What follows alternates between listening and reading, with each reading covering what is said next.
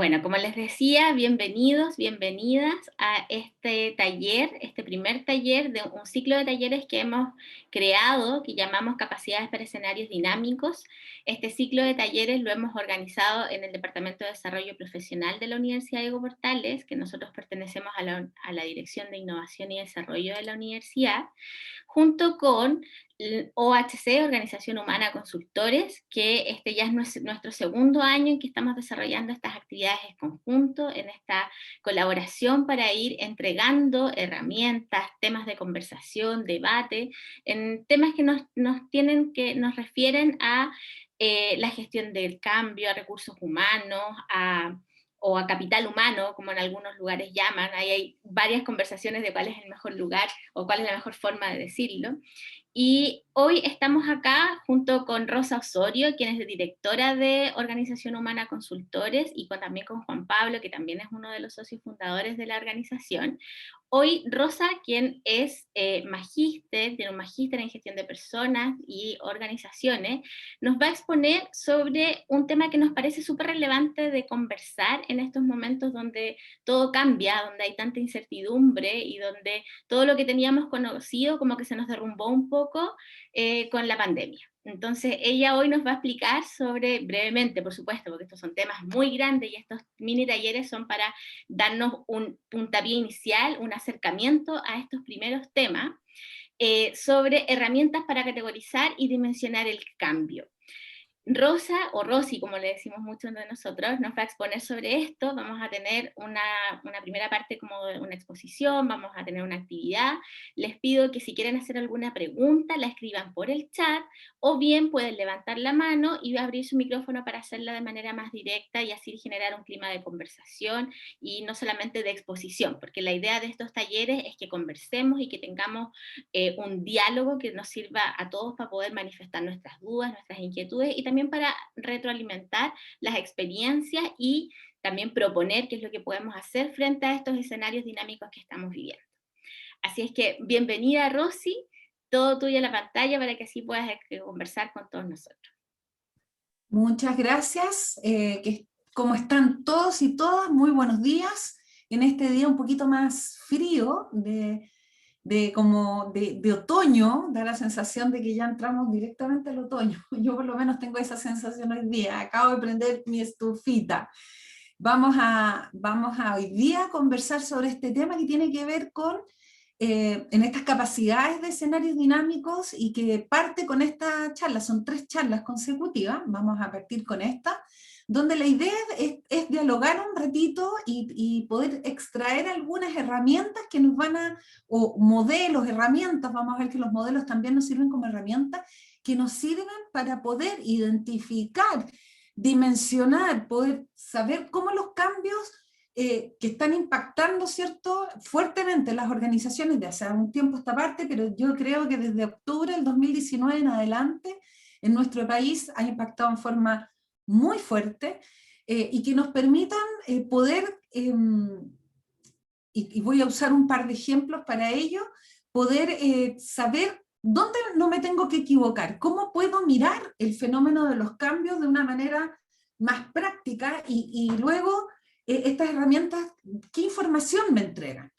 Y cómo puedo, por tanto, gestionar cambios que ya vinieron para quedarse hace mucho tiempo, pero yo creo que con la pandemia esto ya pasó a ser un asunto demasiado evidente, que nos entregue información valiosa para poder tomar algunas decisiones. Finalmente eso es, una capacidad importante en los escenarios dinámicos es tener algunas herramientas que nos sirvan para tomar las mejores decisiones. Entonces, desde ahí, ¿cierto?, que hice esta pequeña selección de algunas herramientas y modelos que nos van a ayudar a observar los fenómenos cambiantes. Pero de todas maneras quise partir con el contexto, y el contexto, porque los cambios se están dando en un contexto bien especial, un contexto que ya Zygmunt Bauman, por ahí, bueno, los 70, 80, 90, no sé, pero muchos años atrás, por más de 15 años atrás, que es un sociólogo, él ya lo venía categorizando, ya venía hablando de ellos. Y él, si no lo ubican a él, yo les comento, es el autor de lo que planteó por ahí en un par de libros sobre modernidad líquida. amor líquido. Por ahí el Caponi, nuestro psiquiatra Caponi, toma el concepto de Bauman y habla entonces también de la sociedad líquida y del amor líquido o de la felicidad sólida, ¿no? Haciendo un poco este parangón con este sociólogo. Y él lo que plantea es que estamos viviendo en un mundo que en español, ¿cierto? En inglés más bien, es VICA, ¿sí? ¿Qué significa VICA? ¿Cuáles son estos 4 elementos? O VUCA en español, en inglés VICA, VUCA, lo pueden ver desde las 2 formas escrito. Dice que el contexto es tremendamente volátil. Cuando habla de volatilidad se refiere a los niveles de cambio y turbulencias que están hoy día impactando las organizaciones y a las sociedades. Es tremendamente volátil. Es decir, pueden haber cambios, y de hecho estamos sufriendo los cambios muy veloces, muy rápidos, y eso hace que los ciclos de vida de un producto, los ciclos personales incluso, sean muy cortos. Y esto también, esta volatilidad implica la impermanencia de aparatos como este, la impermanencia de las tecnologías, ¿cierto? Uno se compra un celular, se compra un aparato y ya ese no está vigente, digamos, ya pasó de moda. Entonces, esta impermanencia que nos angustia, que nos genera mucha ansiedad. Pero también la incertidumbre, ahí viene de la parte de la incertidumbre que tiene que ver básicamente con esto de las situaciones imprevistas. Básicamente la incertidumbre viene de eso.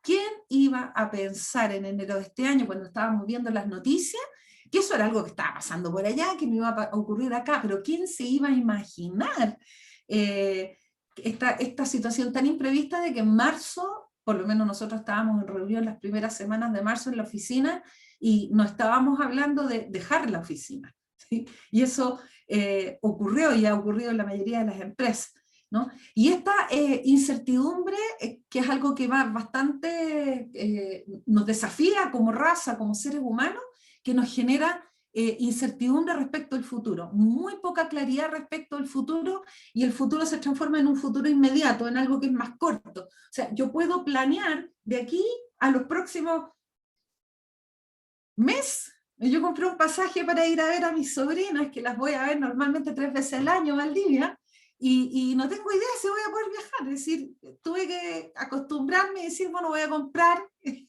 el pasaje, aunque no sé si voy a poder verlas en un mes más, ¿no? En fin, incertidumbre. Complejidad, la C viene de la complejidad, y que tiene que ver que los eventos son multicausales. Hay múltiples razones por las cuales las cosas ocurren. Esto nos obliga a poner en ejercicio una mentalidad mucho más de complejidad, es decir, entender de que un fenómeno tiene múltiples posibilidades de interpretación y a su vez múltiples posibles causas. Eso nos complica la toma de decisiones, que es un poco hacia donde yo quiero ir hoy día, elementos para tomar decisiones, ¿sí? Mucha ambigüedad también. Y esto significa que los eventos, hay poca claridad de cuál es la razón del por qué está ocurriendo algo. La ambigüedad tiene básicamente que ver con eso y también con las múltiples interpretaciones. Desde ahí entonces que aparecen múltiples teorías, muchos modelos para intentar comprender el mundo. En ese mundo estamos hoy y no podemos dejar de hablar de cambio. Y toma decisiones en tiempos de cambios, sin hablar de este entorno y este contexto VUCA, ¿sí? Habiendo dicho eso, entonces, quiero pasar a comentarles algunas herramientas o algunos elementos, y aquí quiero poner un par de ejemplos para que a nivel de taller podamos ejemplificar, y desde ahí entonces hablar de los cambios, y les quiero ofrecer un modelo, un pequeño modelo, que habla, que nos va a ser muy útil, o por lo menos a mí me ordenó mucho, yo que me dedico a esto en la consultoría en organización humana y hago clase de esto en la universidad, ordena mucho en la mirada. Y que tiene que ver, dice, ¿sabe qué? El cambio usted tiene que identificar y ser capaz de clasificarlo según el grado de cambio, si estamos hablando de un ajuste pequeño, si que usted va a tomar decisiones respecto a un cambio que es moderado, es pequeño, o estamos hablando de una transformación mayor, algo que es muy amplio. Y por otro lado, si ese cambio usted lo está planificando para antes que hayan cambios, o sea, la organización, por ejemplo, o usted en su vida quiere implementar un cambio en su vida, antes de que haya un cambio en el ambiente, usted se quiere adelantar a ese hecho, o el cambio lo va a implementar después de los cambios en el ambiente.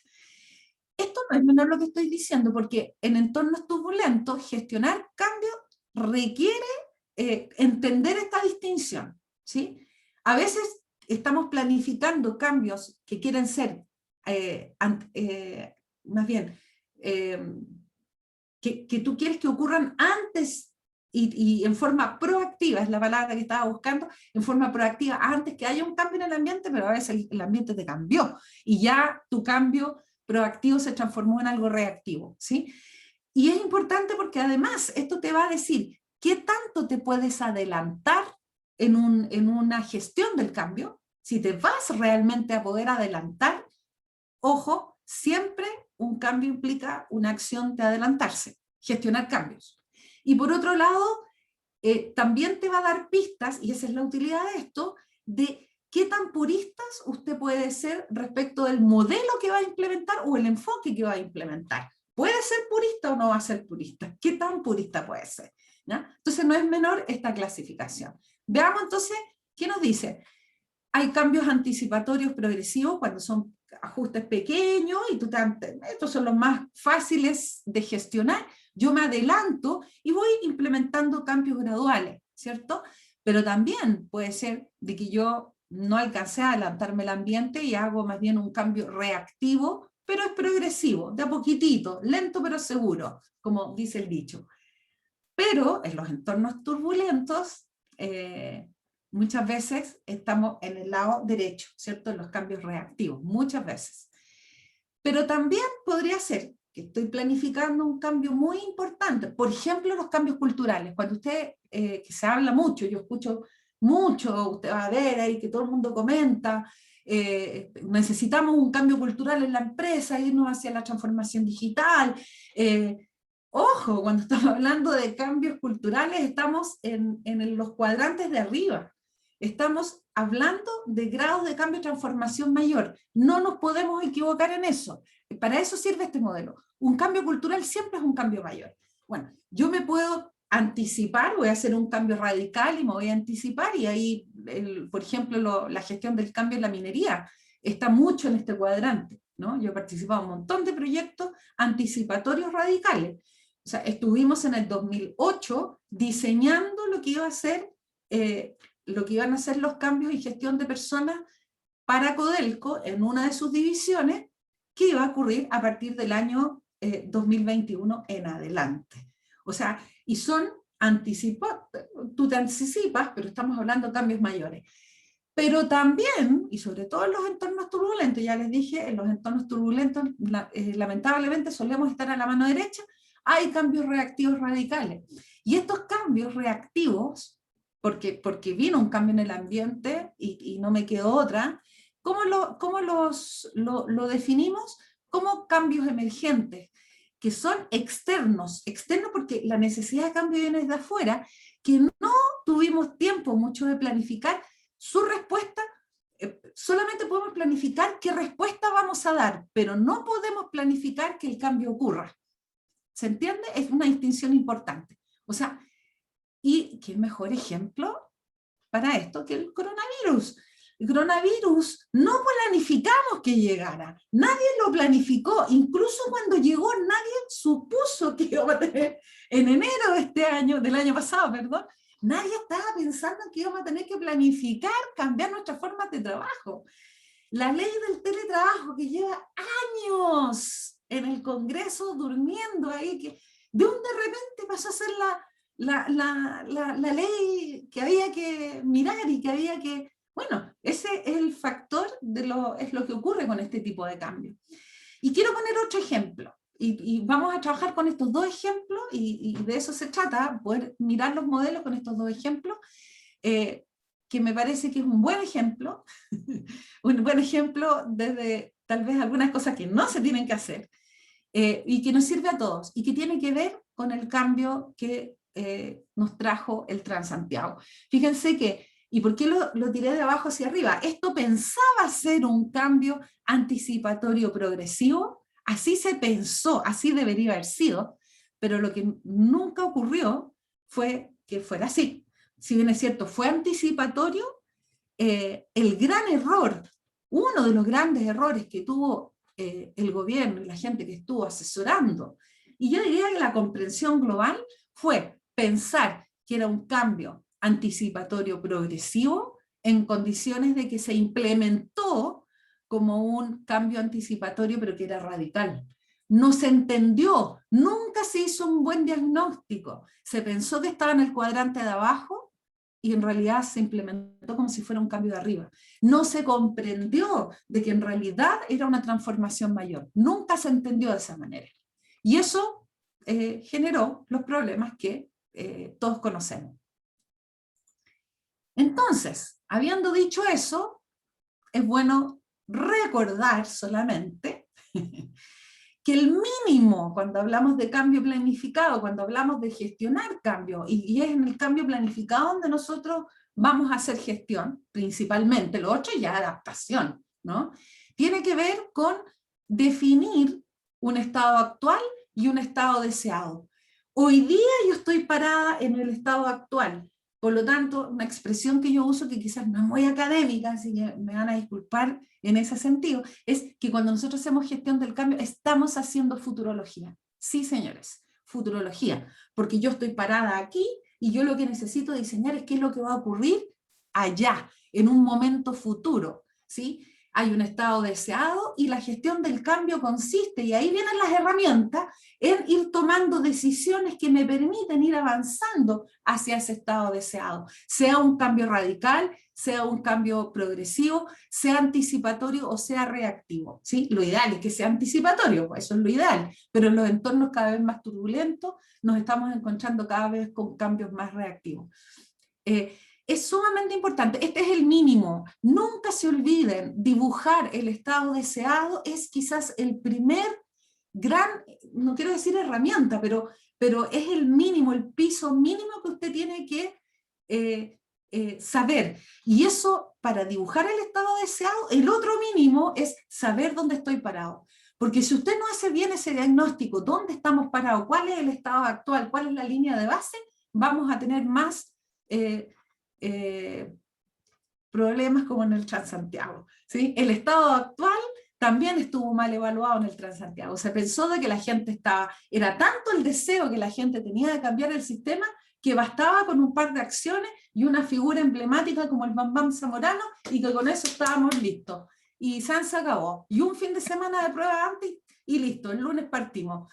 Era no entender el estado actual y tampoco no entender que era una transformación mayor. Bueno, entonces siempre entender que hay que hacer un buen diagnóstico del estado actual, no con el deseo, con la realidad, y eso significa bajar a las bases, hacer encuestas, hacer diagnóstico, y dibujar un estado deseado que tiene que ser mínimamente sexy. No puede ser un estado deseado peor, yo tengo que ser capaz de venderlo, ¿ya? Entonces esto no es menor lo que estamos diciendo. Y tampoco es menor lo que les voy a contar a continuación, que es que la gran mayoría, y fíjense que los Kattenbach Center de la Price Waterhouse, en el 2013, y este número no ha variado mucho, logró medir y dijo que el 54% de las iniciativas de cambio fallan, más de la mitad de las iniciativas de cambio fallan. ¡Wow! Entonces uno dice, pero ¡wow! ¿Cómo? Hay otros autores que hablan 60, 62, yo he encontrado en la literatura por ahí hasta 70, ¿sí? O sea, es un número muy, muy, muy alto. ¿Cuál es el peor escenario con esto? ¿Qué es lo más malo, digamos? No solamente el gasto económico que implica un intento fallido, sino que quizás lo más importante es el precedente que se genera de un esfuerzo fallido. Y sobre esa herida es muy difícil reconstruir y volver a entusiasmar con un nuevo estado deseado. Así que esto de no se preocupe, el próximo año lo volvemos a intentar, a esa persona hay que decirle, ¿sabe qué? No aceptan así, ¿ya? Y yo le voy a demostrar cómo, ¿ya? Por lo tanto, los fracasos y errores me generan una predisposición negativa para nuevos cambios. Eso es un hecho. Y habiendo dado todos estos antecedentes, me voy a lo prometido, o los comprometidos, que es algunos set de herramientas, y yo aquí me traje esta imagen a colación porque me parece que es la más sana. Esto, yo tengo dos imágenes, ¿eh? Una que es como de un gaffiter de alto nivel, donde usted va a tomar distintas herramientitas, ¿cierto? Y usted va aprendiendo herramientas que va metiendo en esta cajita de herramientas. El gaffiter o el mecánico, si quiere verlo así, me dice, pero bueno, llegó, hizo un par de cosas y listo, se acabó y me está cobrando un ojo en la cara. Bueno, él supo qué herramienta aplicar y qué sacar en un momento determinado. Y eso es lo que uno paga, ¿sí? Esa capacidad de ver el problema, de identificar y decir, voy a sacar esta herramienta y no voy a botar un muro antes de decir, no, si en realidad el problema era por otro lado, ¿ya? Y la otra imagen que a mí me gusta es esta, pues la de un explorador, donde hay que ponerse zapatos, donde hay que ponerse una mochila, donde hay que tener una brújula que anda por ahí, ¿cierto? Donde hay que, una cámara que hay que ir sacando fotos a la situación, porque hay que ir chequeando, porque uno va tomando decisiones con una herramienta y tiene que ser capaz rápidamente de sacar la foto y decir, esta herramienta no sirvió, quizás mi diagnóstico, ajustar el diagnóstico y volver a aplicar otra herramienta. Entonces es como del explorador, ir tomando notas, ahí está la brújula, una lupa para de vez en cuando mirar una situación, verla con más detalle, porque nada de esto está escrito en piedra, ¿sí? Así que veamos algunas herramientas o algunos modelos que nos van a ayudar a tomar decisiones. La primera, y me parece que es importante, Mintzberg, que ustedes lo deben conocer porque es un caballero que es un gurú en el diseño organizacional y en las estructuras, y Kim Wee, clasifican los cambios en tres tipos, y la clasificación del cambio, usted me dice, bueno, pero ¿para qué? Por Rosy, sí. Bueno, hay muchas clasificaciones, yo les traigo la que a mí me parece que es más útil en tiempos VUCA o VICA, ¿cierto? Que es muy importante que usted aprenda a identificar de qué cambio es, porque se trabajan de forma distinta. Un cambio drástico, un cambio sistemático y un cambio orgánico son muy de distinta naturaleza. Y a veces trabajamos un cambio orgánico como si fuera un cambio sistemático o al revés. Y ahí la chicharra nos suena rapidito, rapidito nos va mal. Por lo tanto, una primera herramienta es saber identificar el cambio que se trata. ¿Cuáles son estos cambios? El cambio drástico, que son aquellos cambios que suelen darse en tiempos de crisis, también de oportunidad. Ojo, las crisis son una gran oportunidad y se puede aprovechar, ¿cierto?, estos cambios para racionalizar costos, para hacer una reestructuración, para volver a mirarnos en términos de identidad. Es la empresa que queremos hoy día, ¿sí o no, Juan Pablo? Estamos asesorando un montón de empresas que están en un cuestionamiento profundo. ¿Quiénes somos y qué queremos hacer post pandemia? ¿Qué queremos ser ahora? ¿Qué tipo de modelos de trabajo vamos a adquirir? Eso no es solamente yo trabajo desde mi casa, es un tema que tiene que ver con la identidad. Un cambio drástico como el coronavirus, ¿cierto? ¿Sí o no? Sí, fue un cambio drástico, está siendo un cambio drástico que nos está impactando en todas las organizaciones, y eso muchas veces, por eso está el monito que se está cayendo, nos lleva a muchas iniciativas que estábamos llevando a cabo, nos obliga a cambiar las prioridades, ¿sí?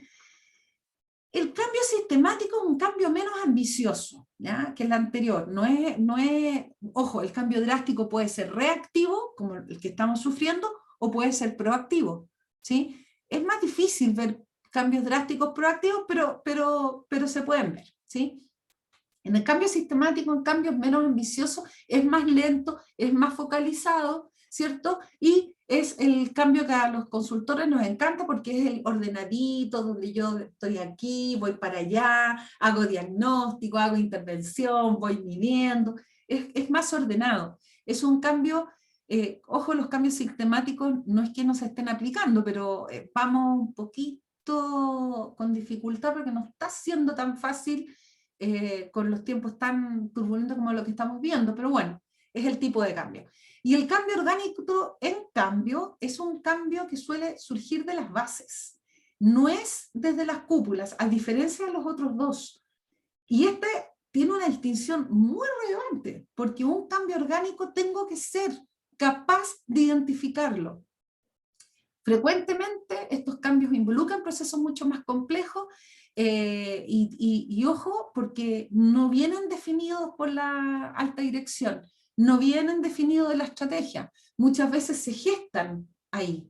Y no sé si con lo que estoy diciendo, y se gestan en las bases, les estoy dando pistas al ejemplo que les voy a colocar. Bueno, en nuestro ejemplo, el Transantiago quería hacer un cambio sistemático, pero yo lo castigo y lo tiro para hacia la izquierda, porque ellos creían que era un cambio sistemático, pero lo implementaron de manera muy drástica. No puedo decir que es un cambio drástico en el mismo nivel que el COVID, porque ciertamente hubo planificación, pero si bien es cierto, tenía una pretensión de ser cambio sistemático, claramente fue implementado como un cambio drástico, y ese es un problema de diagnóstico. Nuevamente, esta es otra pista. Si yo digo que es un cambio sistemático, tengo que ser consistente, y ese es el cambio que quiero implementar, tengo que ser consistente de la forma en que lo voy a implementar. No puedo tener un cambio sistemático que lo voy a aplicar en forma drástica porque me va a quedar las cosas. ¿Cómo pasó con el Transantiago? ¿Sí? Por eso es importante. Pero ya les di pistas, además. Usted me puede decir, ¿cuál es un ejemplo de cambio orgánico? Bueno, lo que nos pasó el 19 de octubre era un cambio orgánico. Chile está viviendo un cambio orgánico sustantivo, que tiene que ver con la identidad, que tiene que ver con las motivaciones, con las causas de base, que tiene que ver con cosas que al Chile le importan. Y yo creo que la clase política, y voy a ser muy en general, no logra entender y no logra aceptar que hay este tipo de cambios. Por eso se los estoy poniendo como un ejemplo, ¿sí? Tengo que ser capaz de identificar, porque estos no vienen definidos desde la cúpula, a diferencia de los dos anteriores. Esto está ocurriendo. Y aquí el consejo para la toma de decisiones, para la gerencia, es tome en cuenta lo que está pasando en las bases. Si no le va a pasar, y voy a hacer un comentario basado en los hechos, no es político ni mucho menos, le va a pasar lo que le pasó a Piñera cuando estuvo diciendo de que estábamos viviendo en un oasis. Así se equivocó, de no estar conectado con un cambio orgánico que está viviendo nuestra sociedad, ¿sí? Esto pasa al igual en las organizaciones, así que ojo a estar atentos también con los cambios orgánicos, que usted solamente los puede gestionar, no puede hacer que no ocurran, menos negarlos, menos minimizarlos. Pues bien, habiendo dicho eso, entonces les quiero mostrar una pequeña herramienta que nosotros usamos bastante en nuestras consultoras y que no solamente para diagnosticar el estado actual y el estado deseado, que esta sirve mucho para cuantificar, sino que además, y usted me puede decir, pero ¿qué importancia tiene? O sea, todavía estás en el mundo de las ideas. Es que es capital esta definición. Este análisis, si usted no lo hace bien, va a tener problemas. Y de hecho, va a tener problemas. Vamos a ver los problemas que han habido, ¿sí? Porque además, según qué tan amplio es el cambio que usted quiere implementar para llegar al estado deseado y qué tan profundo es el tiempo que les va a tomar y qué tan difícil va a ser. Así de fácil. O sea, un cambio que es más difícil, me va a tomar más tiempo y es un cambio que además me va a significar más esfuerzos. Voy a tener que destinar más recursos. Y no, cuando digo más recursos, no me estoy refiriendo a los recursos para el proyecto, para el software. No, me estoy refiriendo al recurso de las personas, para las personas. Bueno, este dice, usted lo puede categorizar, nosotros con Juan Pablo a veces lo hemos hecho en algunos talleres con gerentes, y les decimos, a ver, ¿qué tan amplio cree usted que es el cambio que quiere implementar? Si usted lo pone de 0 en circunscrito local o 1 a 10 el máximo global, ¿y qué tan profundo es el cambio? ¿Es solamente un cambio de formas y prácticas o el cambio que usted está proponiendo es de valores, motivos y causas de fondo? Y les hago el ejercicio de 1 a 10. Y de 1 a 10, categorice. Y aquí cuando los gerentes generales o los directores nos dicen, no, pues esto es un cambio, tengo a toda mi primera línea, a todos mis gerentes muy convencidos, tengo a todos los jefes súper convencidos, están todos alineados con el diagnóstico. Y créanme que aquí yo empiezo a disfrutar porque digo, ven, era importante hacer el diagnóstico, porque normalmente el análisis cae en los 4 cuadrantes. Entonces aquí, esta es una herramienta que hay que usar. Entonces, en nuestro ejemplo, ahí les puse los más, los menos, ¿cierto? Usted puede hacerlo en una escala, de 0 a 10, de 0 a 10, hagan el diagnóstico. En nuestro ejemplo, y aquí hubo un error, podríamos decir, ¿cierto? Que el Transantiago era un cambio que iba, si bien es cierto, circunscrito local, porque no era a todo Chile, y eso es importante. Cuando uno va a regiones, la gente dice, el Transantiago no nos llegó. Sí, no es un ejemplo que sirve cuando uno está más con la gente de Santiago, pues los demás lo han escuchado. Circunscrito porque no eran todos, era la región metropolitana.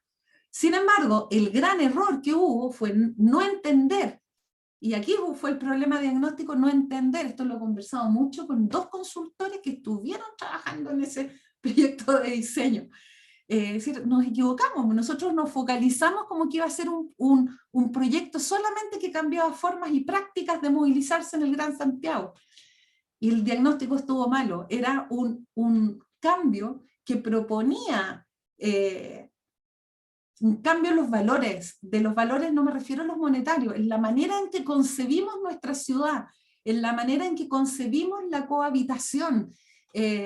Los motivos no eran solamente cambiar las micros amarillas por una micro mejor.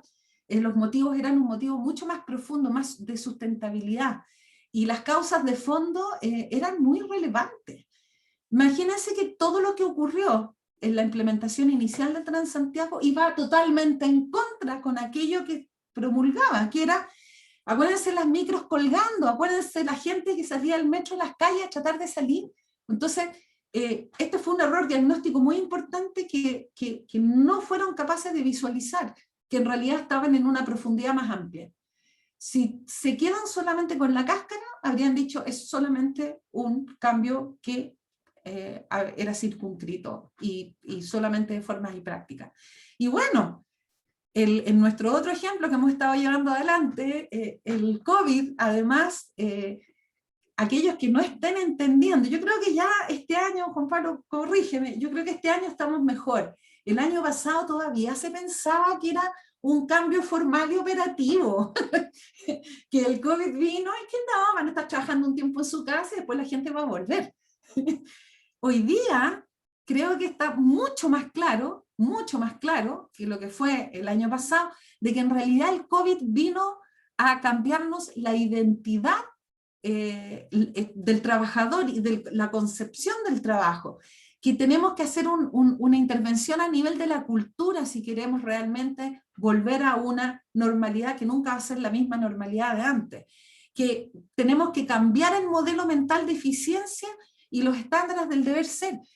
Todavía tenemos jefes que creen que pueden seguir haciendo control, y todavía me preguntan, yo en el diploma que dicto, profesora, la pregunta el otro día me encontré increíble, profesora, ¿usted todavía piensa de que es viable seguir implementando estos software que miden la cantidad de tiempo que la persona está conectada al computador? Entonces yo decía, wow, todavía no estamos entendiendo que estamos en el cuadrante de abajo, ¿sí? Aquí es el gerente, esa persona que es muy controlada, que va a tener que cambiar su modelo mental, ese jefe que va a tener que entender que hoy día la situación es distinta, que la vamos a tener que, y hoy día y de aquí para adelante. Esto vino un poco para quedarse. Bueno, yo postulo que el cambio es del tipo 4, que es el que llamo yo en este modelo. Esta herramienta yo se las recomiendo porque, ya saben, mientras más cerca estemos de los más, ¿cierto? Más tiempo nos va a tomar esperar ver los resultados para llegar al estado deseado y más difícil va a ser, más complejo va a ser, más voy a tener que hacer esfuerzo. Y 8, que más que herramienta es un modelo, porque uno podría decir, bueno, ¿y todas las organizaciones responden igual a los cambios? Y yo le digo al tiro un no rotundo. No todas las organizaciones cambian de la misma manera. Ante un mismo evento, incluso usted puede decir ante el Transantiago o ante el COVID. Y eso porque hay un factor que tiene que ver con la permeabilidad organizacional. Hay organizaciones que son más permeables para el cambio y hay organizaciones que son menos permeables para el cambio. Hay culturas que son más permeables para el cambio y hay culturas que son menos permeables para el cambio. Probablemente si usted va a implementar un cambio en una organización latinoamericana versus en una organización norteamericana o una europea o en una asiática, la permeabilidad es distinta. Y si usted quiere implementar un cambio en el uniforme, voy a poner un ejemplo muy, muy básico, en el uniforme que usan las chicas y los varones en una línea aérea, probablemente va a ser muy distinto, así que yo quiero implementar un cambio en el uniforme a el personal de carabineros o de las Fuerzas Armadas. No sé si me... ¿ah? La permeabilidad varía, ¿sí? ¿Y cuáles son las variables que sirven para, bueno, muchas, hay varios autores, a mí me gusta mucho esta, el LESCA, es un modelo que no es tan nuevo, pero que de alguna u otra manera está muy vigente al día de hoy, y dice, ellos hicieron un estudio correlacional y lograron identificar todas estas variables. Dice, organizaciones con mejor capacidad de escucha al interior de la organización, que dialogan más con sus trabajadores, tienden a ser más permeables para el cambio que aquellas que no escuchan a sus trabajadores. Organizaciones que son más innovadoras, claramente son más permeables al cambio. Aquellas organizaciones que invierten más, y no voy a decir costo, invierten más en las personas para formarlas, para que tengan sus competencias, son más permeables. Lo mismo, organizaciones más descentralizadas, organizaciones que tienden a adherirse al proyecto organizacional, lo que llamamos engagement, ¿cierto? Que tienen más engagement con su organización, organizaciones que tienen cultura dentro de su cultura y sus valores, que están definidos como valores. Uno de ellos es, somos abiertos al cambio, o estamos, dicho de cualquier manera, cuando hay valores que están declarados y además practicados, claramente son organizaciones más permeables al cambio. Cuando hay estilos de dirección más participativos, en fin, hay una serie de factores que influyen. Lo importante aquí es hacer un buen diagnóstico qué tan permeable es, y uno puede mirar, esto puede pasarlo con la prueba de la blancura, ¿cierto? Estas variables, pero también observar la historia. ¿Cómo la organización respondió a los cambios anteriormente y cómo respondió ahora? Uno podría preguntarse qué tan permeables son los chilenos a los cambios. Y eso es una pregunta que a mí me apasiona y que me gusta mucho conversarlo con gente de afuera. Yo les puedo decir, en mi opinión, pero esto es una opinión porque yo no he encontrado un estudio científico que lo diga, yo creo que los chilenos en general somos más permeables al cambio que algunos países sudamericanos y latinoamericanos, y centroamericanos. Estoy pensando en países como Nicaragua o como Guatemala, o países como que somos más eventualmente que Venezuela o Colombia, pero claramente somos menos permeables como cultura, digo, comparados con, no sé, con países, vamos a decir, los más desarrollados. Organizaciones brasileras, por ejemplo, tienden a tener mayor permeabilidad, pero esto es una generalización muy amplia, porque habría que ver en qué rubro, en fin, ¿sí? Yo creo que tenemos una capacidad media, pero somos bien alegadores. Nos gusta alegar. Entonces a veces ese alegar, a veces nos hace pensar de que la resistencia al cambio es más alta de la que realmente hay. Bueno, les dejo esta herramienta para que también la usen como una forma de evaluar. Y otra herramienta que a mí me encanta, pero me encanta porque la encuentro buenísima, es la que nos trae Glitcher y Lido. Y ellos dicen, ¿sabe qué?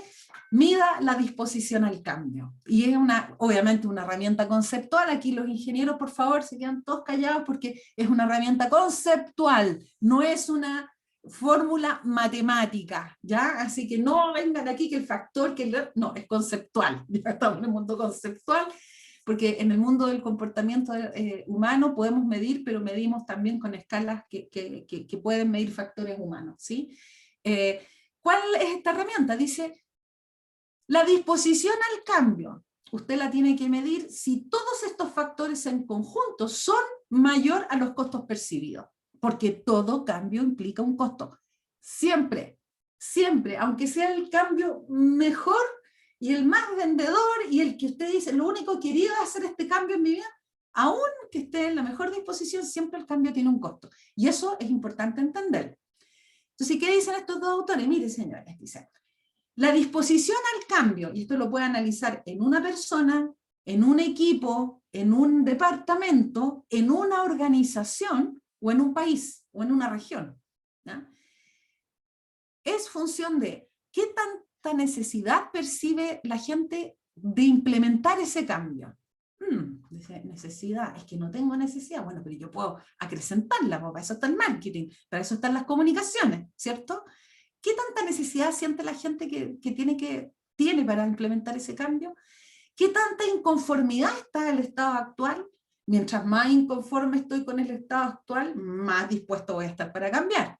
Mientras más necesidad siento de cambiar, más voy a estar disponible a cambiar. Y luego, lo que yo les decía hace un rato atrás, el estado deseado que tiene que ser sexy, que tiene que ser atractivo. ¿Por qué? Porque la visualización de este estado alternativo tiene que ser mejor al estado actual. Porque si lo que usted me está vendiendo a mí es cambiar a un sistema de, no tengo idea, a implementar SAP, y yo me visualizo, y resulta que visualizo a mis compañeros que están pasando horrible con el SAP, créame que a menos que sea una persona que quiera sufrir por las puras, no va a querer implementar el SAP, o sea, es obvio, ¿no? Bueno, y luego la variable de factibilidad, la factibilidad, porque yo puedo querer cambiarme de casa, yo quizás me quiero ir, y sueño con vender mi casa y me quiero ir a vivir, pensemos esto, antes del COVID y después del COVID, me quiero ir a vivir al sur, sí, me encantaría tener, yo creo que con esta casa tendría una parcela en el sur, con vaquitas, a mí que me encantan los animales, tendría todo lo que me gusta, fantástico, quizás puedo, quizás estoy inconforme con Santiago, mi estilo de vida, mi necesidad es alta porque tengo asma y quiero tener aire puro, y quizás me imagino y visualizo y me imagino y sueño y veo videos y ya tengo la parcela y la tengo toda, me imagino ahí, pero resulta que si estoy endeudada y no he terminado de pagar mi casa y la factibilidad de poder hacerlo es baja, es decir, queda a nivel de sueño solamente. Entonces, todos estos factores en conjunto tienen que ser más poderosos que los costos, porque costos van a haber siempre. Entonces, usted puede hacer diagnóstico con esto. Puede, mientras más parecidos estén estos factores con los costos, no va a haber movimiento hacia el cambio, ¿sí? O la resistencia va a ser muy alta, o, dicho de otra manera, la permeabilidad va a ser baja, ¿ya? Entonces, ¿cómo yo puedo mejorar esto? Bueno, planes de comunicación y planes de formación. Esas son las dos reglas básicas aquí. ¿Cómo muevo los elementos que están adentro? ¿Cómo aumento la necesidad? ¿Cómo puedo aumentar la insatisfacción? ¿Cómo mejoro la visualización? ¿Y cómo actúo con la factibilidad? Capacitando, haciendo coaching, si es que es el caso de que tenga algunas personas que están más resistidas y son clave, y lo que es muy importante, un buen plan de comunicación estratégico, que sea creíble y también, por supuesto, honesto, pero seductor. ¿Ya? Así que esta herramienta se las recomiendo sí o sí. También la usamos en los talleres gerenciales y también sobre todo diagnóstico, porque aquí empezamos a identificar cuál es la inconformidad, cuáles son los elementos de visualización y uno puede entonces después actuar sobre ello. Otra herramienta, bueno, perdón, en el ejemplo, ¿cierto? La disposición al cambio en el caso del coronavirus, bueno, el COVID, nada, porque quiere que les diga, o sea, vino a quedarse, no estamos preparados, pero los costos han sido altos, y yo quería solamente hacer esa reflexión, los costos han sido muy altos, pero la necesidad percibida está demasiado alta.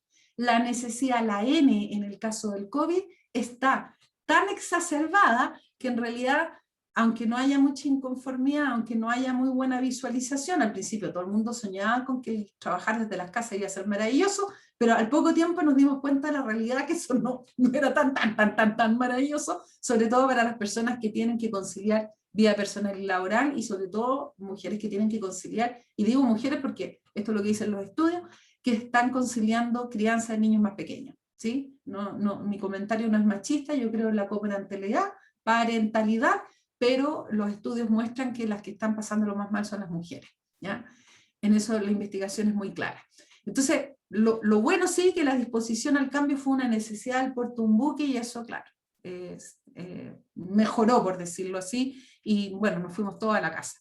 Y en cuanto al Transantiago, ¿cierto? La necesidad era alta, la gente sentía que tenía que cambiarse el sistema, la inconformidad con el estado actual era muy alta, esto de estar en las micros amarillas, esto de los choferes corriendo por cortar tickets, era alta, la visualización la trabajaron súper bien, bonito, era todo precioso, y nos traían imágenes de cómo era en Transmilenio en Colombia, se trabajó muy bien la visualización. Y la factibilidad, bueno, era un tema check, había plata para implementar. El problema fue la forma de implementación. Y para que vean que todo esto es percepción, la necesidad percibida para el cambio bajó automáticamente. Cuando empezamos a sufrir las micros horribles, que no había forma de atrás, ¿qué empezó a pasar? No, si en realidad las micros amarillas eran tan bonitas, no, si no eran tan malas, uno se podía subir en Pudahuel y terminaba en La Reina. Entonces, ¿pero cómo? Si la gente decía que eso era lo que tenía que cambiar, y ahora resulta que la gente decía, no, deberíamos volver a las micros amarillas.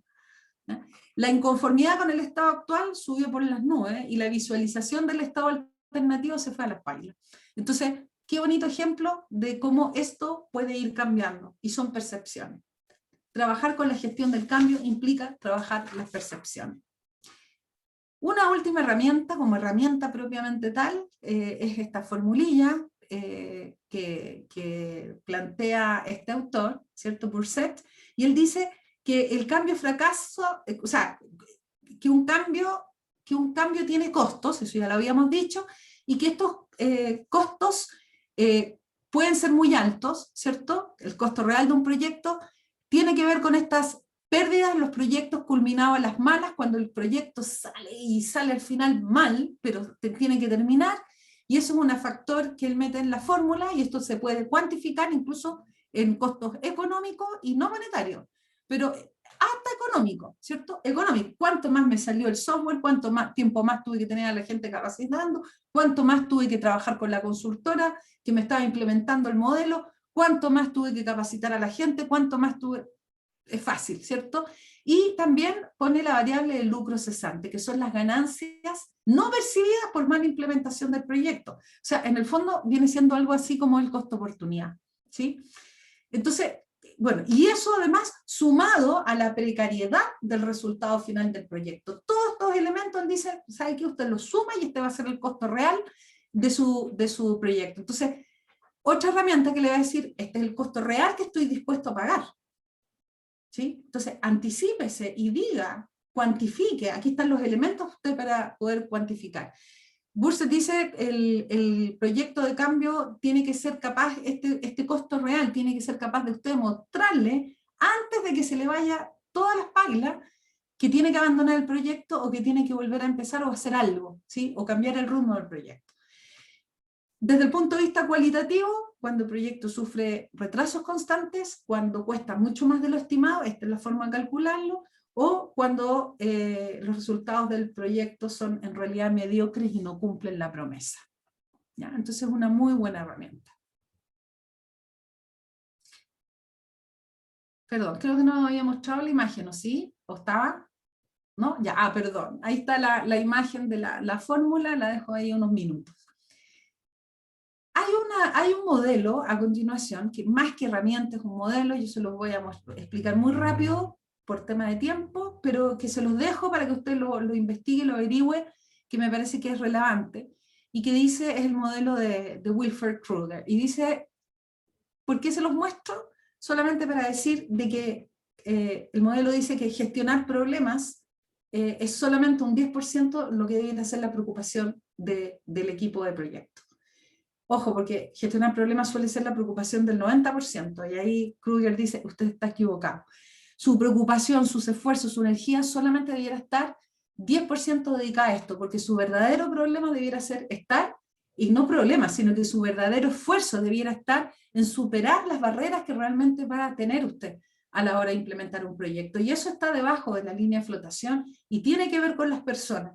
Tiene que ver con las personas porque la resistencia al cambio, las estadísticas son muy feroces, nos dicen que de una iniciativa del cambio, por más buena que sea, solo un 20% de las personas van a estar en favor de ese cambio, un 20% va a estar viéndose que le va bien y si, según eso se suma, y un 60% van a estar más bien en contra del proyecto.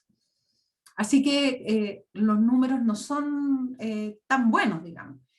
¿Qué nos sirve para mejorar este número? Entender y comprender, y esta es la última herramienta que les quiero compartir, que todas las personas, cuando están en un cambio organizacional, dado lo que dije anteriormente, que siempre implica un costo, siempre, absolutamente siempre, van a pasar por un proceso personal. Este proceso puede ser más o menos pronunciado, ¿sí? La idea es que sea lo menos pronunciado posible, pero a veces es imposible hacerlo. Y esto está asociado a la emocionalidad.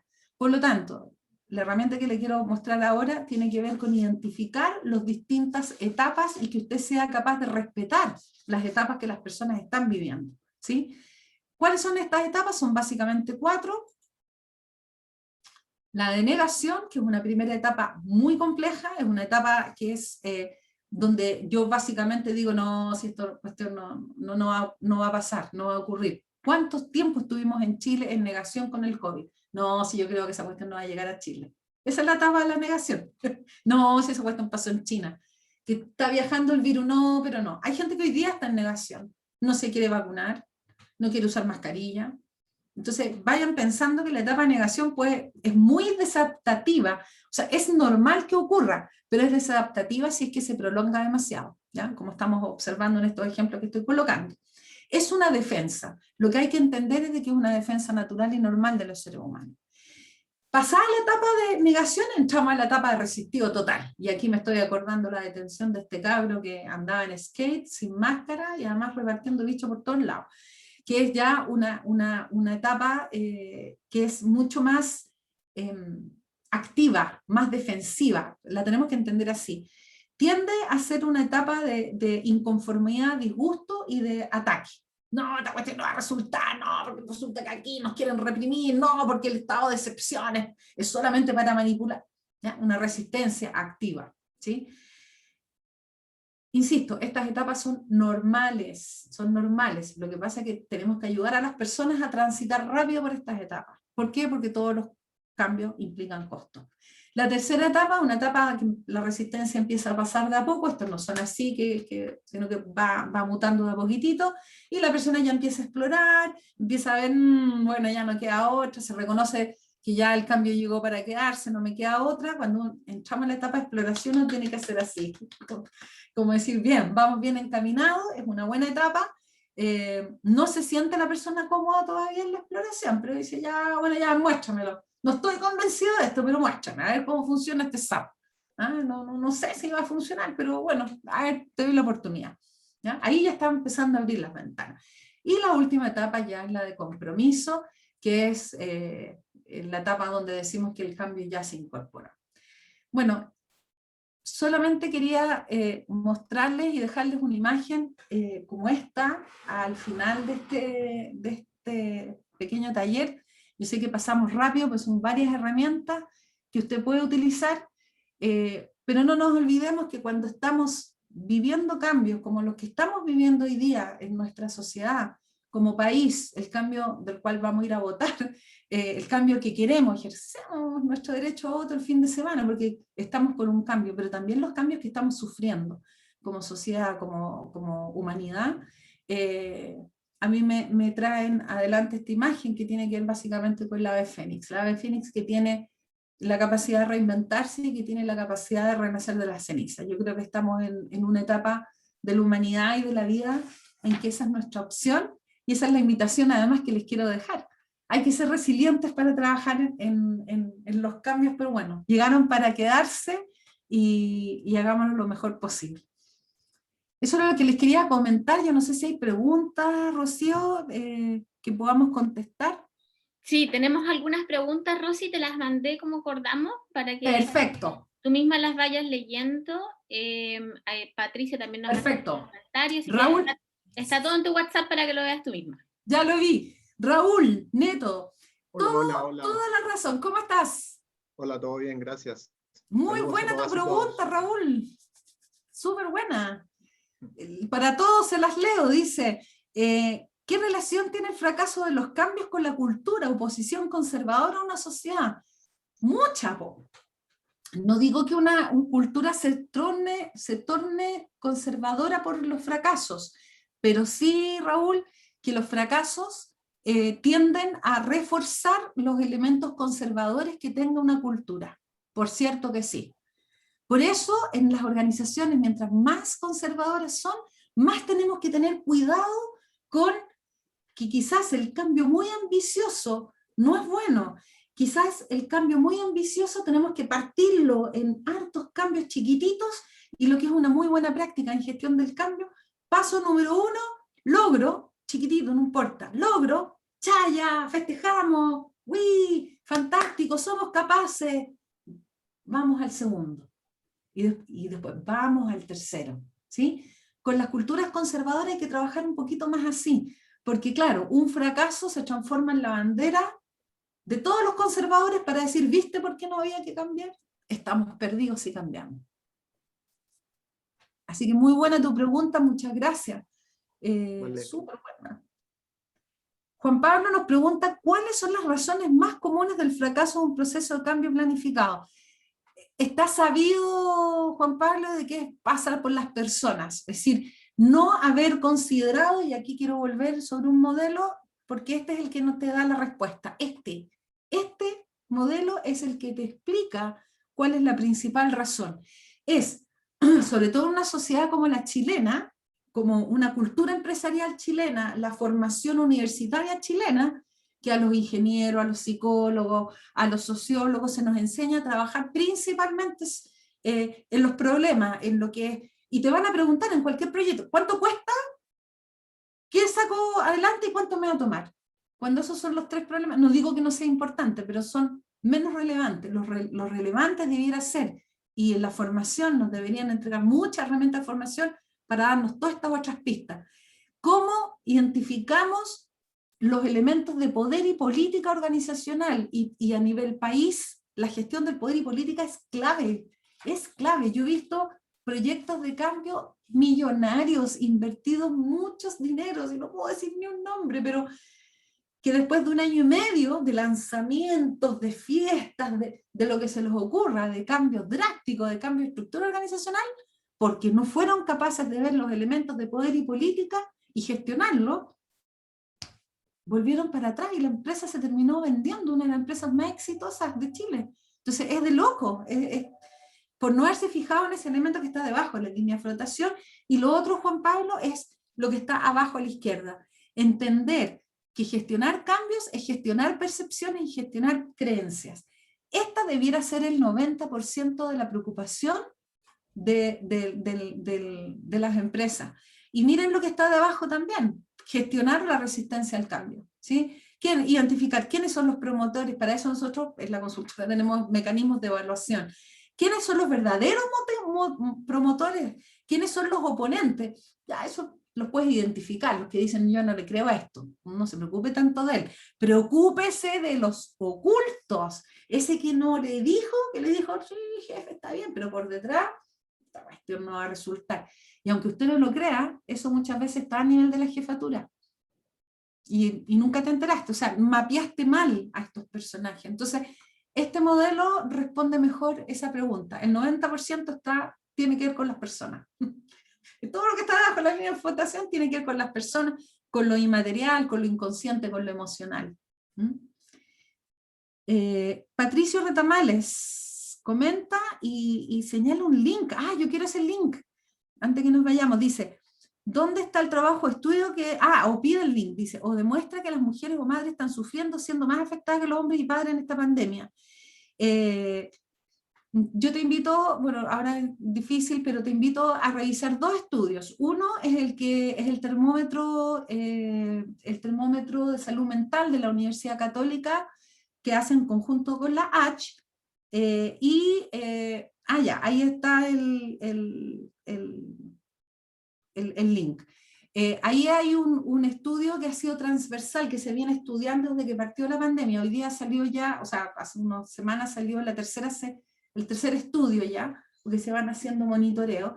Y el otro que habla mucho de eso, y el otro que habla, incluso lo deja aún más de manifiesto, es el termómetro social que saca la Universidad de Chile con el DESOC y el Centro de Microdatos. Ese, que hay varios webinars en la red, también los vas a poder encontrar, y ahí, claro, las mujeres, sobre todo las que están con niños pequeños, ni hablar de las familias monoparentales, van a ver un poco. Aquí lo que lo están pasando, voy a resumirlo así groseramente, pero los quiero motivar para que lo busquen. Hombres solos lo pasan más mal que las mujeres, que los hombres, digamos, en familia. Los hombres solos lo están pasando más mal, y las mujeres, aquellas que tienen niños pequeños, y los jóvenes lo están pasando muy requete mal, están con muchos síntomas depresivos. La gracia que tiene el estudio de la Chile es que es un estudio clínico y que viene desde antes incluso del estallido social. Entonces vienen monitoreando estos indicadores, ¿sí? Eso. Ahora, creo que eso nos da como todos los problemas, da una oportunidad, pues la oportunidad es, los problemas es también oportunidad. La oportunidad es, los padres se han podido reencontrar mucho más con un rol más primario, que tiene que ver desarrollar más el apego, y también la corresponsabilidad. Yo creo que hay una oportunidad, pero no es la realidad de todos. Sebastián Moya, parece que quieres hablar, levantó la mano. Hola, sí, acá Hola, Sebastián. Muchas gracias por este taller, esta charla, muy buena. Encuentro que es muy necesario hablar de estos temas y te quería hacer una pregunta. ¿De qué manera tú crees que la creatividad es parte de estos procesos de cambio, a manera de tema de individuos, sociedad y instituciones? ¿De qué manera, qué rol puede jugar la creatividad dentro de los procesos de cambio? La creatividad, ¿cierto? La creatividad, sí. Toda. Muy buena pregunta, Sebastián. Toda. La creatividad definida, bueno, hay varias formas de concebir la creatividad, pero la estamos pensando, me imagino que por ahí va, como la capacidad de plasticidad, ¿ya? La creatividad está mucho más asociada a la plasticidad cerebral, y eso significa de que tenemos mayor capacidad de hacer conversar nuestro hemisferio izquierdo, ¿cierto? Que es el racional, el matemático, 2 más 2 son 4, existe solo una respuesta correcta a la pregunta, con el cerebro derecho, esto en los diestros, el zurdo funciona al revés, que es un cerebro emocional, donde todo está relacionado con todo, donde todo puede ser, donde 2 más 2 puede ser perfectamente 3 y 5 también, y al infinito también, ¿cierto? Entonces, claramente culturas, y aquí voy al tema más cultural y organizacional, organizaciones que fomentan mayores grados de creatividad y de innovación, no siendo sinónimos ambos, tienden a ser organizaciones mucho más resilientes a los cambios del entorno. Eso está requete ultra probado que es así. Personas que liberan más su creatividad, no quiero decir que son más creativas, ¿ya? Porque esto es liberar conexiones que todos tenemos 2 hemisferios cerebrales y tienen conexiones, lo que tenemos que hacer es activarlas. Personas que tenemos, bueno, si no somos dotados de nacimiento y no llegamos con la creatividad, hay gente que viene con eso, pero son los menos, entonces todos los demás, más bien tenemos que expandir esto, y cuando hay una sociedad, o en general, como Chile podríamos decir, ¿cierto? O cuando hay una organización, como puede ser la tuya o la mía, donde participamos, donde se da espacio a que esas conexiones y las valora y las premia, estamos creando organizaciones resilientes, y por ahí viene la conexión, Sebastián, la resiliencia organizacional. que es un concepto del cual antes tú lo decías hace 3, 4 años atrás, y decías que te fumaste, que estás hablando de resiliencia, esa es una variable personal. Hoy día todo el mundo habla de organizaciones resilientes, eso se está estudiando fuertemente a raíz precisamente de lo que nos ha pasado. Hay organizaciones, hay culturas que son más resilientes que otras. Y para los que no lo saben, la resiliencia tiene que ver con la capacidad de reinventarse, con la posibilidad también de enfrentar situaciones complejas y volver a pararse, tal vez desde una manera distinta. Seba. Sí, sí, es que por eso mismo te lo preguntaba, porque muchas veces la resiliencia se toma como aprender de lo que pasó para enfrentar el hoy y adaptarse al futuro, ¿cierto? Pero por lo general es en base a datos ya existentes.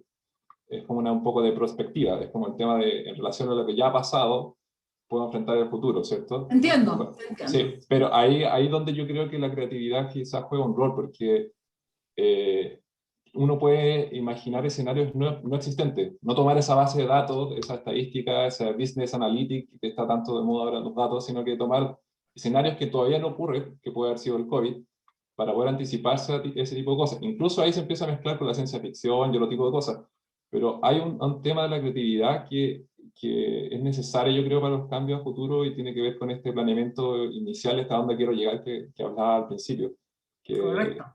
De hecho, sociedades, no sé, como las nórdicas, quizás lo tienen un poco más amarrado, como ese tema de dónde queremos llegar todos y todos se anudan para que eso pase. Pero es un tema que últimamente he estado pensando harto, como de qué manera la creatividad... Yo soy arquitecto, estudié arquitectura en la Ah, Portales. muy bien. Entonces, ¿de qué manera estas prácticas más creativas, de cierta manera, aportan también a estas construcciones? Porque Perfecto. por ese anticipar o imaginar cosas futuras que todavía que quizás no se valoran porque no han pasado. Como que vivimos en una cierta rutina, como que hoy día nos preocupamos del futuro porque no sabemos cómo va a ser, ¿cierto? Entiendo. Antes de la pandemia sabíamos cómo la vida era un poco rutinaria, sabíamos que el futuro iba a pasar porque era así, o sea, iba a seguir trabajando, iba a tener una promoción, no sé qué, pero hoy en día no sabemos cómo hacer el futuro y nos preocupa. Entonces Así es. entonces creo que en ese escenario es bueno tomar esta creatividad que muchas veces se deja de lado. Muchas veces como que... Y súper importante, Sebastián, y también desmitificarla, porque a veces uno cree que la creatividad tiene que ver con la genialidad, y no son sinónimos, ¿ya? Ahora, esto de la capacidad de imaginarse un futuro que no necesariamente que es algo del pasado, desde la psicología te diría, eso es más o menos no más. Porque a la larga, lo que hacemos lo que hace nuestro cerebro es hacer conexiones con... Lo que pasa es que son inconscientes. Estamos ahí en el mundillo debajo de la línea de flotación. Pero hay técnicas para poder traerlos a un plano consciente. Te quiero contar solamente una anécdota de cómo se inventaron las papas fritas Lay's. No sé si ustedes saben esa historia. Es muy interesante. Había un gerente que estaba desesperado porque no sabía cómo hacer que aumentaran las ventas de sus papas fritas. Papas fritas, todos sabemos, se venden en las bolsas, que vienen media infladas para que no se revienten, ¿cierto? Bueno, y no sabían, entonces al final agarra a su equipo y los hace salir afuera, a un parque. Dice, ya pues, su diseñador, todo. Pensemos qué es lo que... A él se le ocurrió que podía ser una manera, tuvo una intuición maravillosa, y era otoño.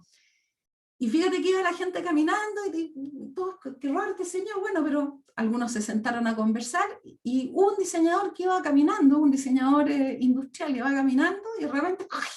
Le suena, porque era otoño, le suena una hoja. Y se pega 2, 3 saltos, dijo, tengo la solución. Inventó el tubo y que estas papas fritas fueran todas así y se acabó el problema. Le pegó el tremendo palo al gato, las papas fritas dejaron de ser las papas fritas de la bolsa, de que te ensucias, las podías poner, o sea, aumentó de hecho el target porque llegó a un segmento que antes no había, que era el segmento como de cosas más finas, no es la papa frita rota, y se hicieron la América. Entonces, el POSIT en 3M no lo inventó un súper ingeniero de diseño, el POSIT era una secretaria que tenía un jefe que era súper volado, y en ese tiempo no existían existían los memos, digamos. Entonces lo que ella hacía, como no la pescaba mucho y era muy volado y el tipo se iba, lo que hacía ella era pegar con scotch unos pedazos de papel y se los ponía en la pantalla, cosa que cuando él volviera a su computador lo viera. Y esa práctica la tuvieron un tiempo, y a alguien se le ocurrió que eso podía, si uno le ponía pegamento atrás, post-it, aparecieron los post-it. Entonces, a veces creemos que la creatividad, porque con estos dos ejemplos que pongo, creemos que es la genialidad, o es que a veces inventar algo que no existe. Y no es tan así. Eso está solamente en los genios, y los genios son pocos. No digo que no exista, hay, pero la gran mayoría de los mortales como nosotros hacemos conexiones. Entonces la creatividad tiene que ver con liberar, crear las condiciones para que esas conexiones se generen, para que la gente se atreva a hacer esas conexiones. Y eso, muy importante, tiene que estar en una cultura menos conservadora, y lo que es más importante todavía, que no castigue el error. Y ahí te vas a encontrar con condiciones para que esa creatividad de la que tú hablas se florezca en los equipos. Y yo estoy de acuerdo contigo, es una variable fundamental de plasticidad que nos va a permitir sobrevivir mejor en los nuevos escenarios. Porque los cambios, help, Houston, van a seguir llegando. Hay un reclame por ahí que dice, hola, que sale del futuro el mismo, ¿en qué parte de la pandemia? Que muy bueno el reclame. ¿La galleta con chip blanco o en qué número de pandemia? ¿O estamos en la 10ª pandemia? Algo así. Y el cabrón le dice, la galleta con chip blanco. En realidad todos estamos atentos a que habla de la 10ª pandemia, y yo le tengo miedo, porque yo digo, sí, probablemente van a ser pandemia, quizás qué va a ser. O sea, los cambios tan abruptos sí, llegaron para quedarse. Bueno, eso. No tenemos más preguntas, no sé si alguien más quiere levantar la mano, que quiera abrir su micrófono y hacer algún comentario. Si no, Rosy, te pido si puedes dejar de compartir pantalla para que los que quieran enciendan sus cámaras y nos saquemos una foto todos los que estamos en este grupo. Somos hartos, llegamos a tener 40 personas en sala. Ahora vemos 32, algunas caras conocidas que ya nos hemos visto en otras reuniones, otras nuevas, así que bienvenidos a este ciclo de talleres que estamos iniciando con Humana Consultores. Como les puse en el chat a algunos, para recordar la fecha, el 2 de junio tenemos el siguiente taller que va a hablar de negociación y colaboración, y el 22 de junio, liderazgo apreciativo. Así es que ahí los dejamos súper invitadísimos a estas actividades. Es el mismo formulario de inscripción que en el que se inscribieron para esta actividad, pero si no, nos pueden mandar un correo electrónico y de todas maneras yo les hago llegar el link de Zoom, que como siempre lo hacemos de manera un poco más privada para evitar que se una gente que quizás no es tan respetuosa como todos nosotros y que sí queremos eso. Oye, genial. Oye, un placer haberlos conocido a todos. Veo también caras conocidas por ahí. Hola, Roberto. Les agradezco el tiempo, la paciencia. Cuando quieran volvemos a conversar, y este tema es un tema apasionante, así que si hacemos algo así, ¿les parece? Eso. Muchas gracias por la paciencia y nos vemos en una próxima oportunidad, si Dios quiere. Gracias, Rocío, gracias, María Teresa, por el espacio. Gracias a ustedes por este espacio de colaboración, y ojalá que estas herramientas que entregó hoy día Rosy les haya servido y les sirva para poder ir encaminando todos estos procesos en las diversas organizaciones donde todos ustedes trabajan. Oye, un gusto, muchísimas gracias. Un placer. Gracias. Chao, chao. Muchas gracias. También que tengan un buen día.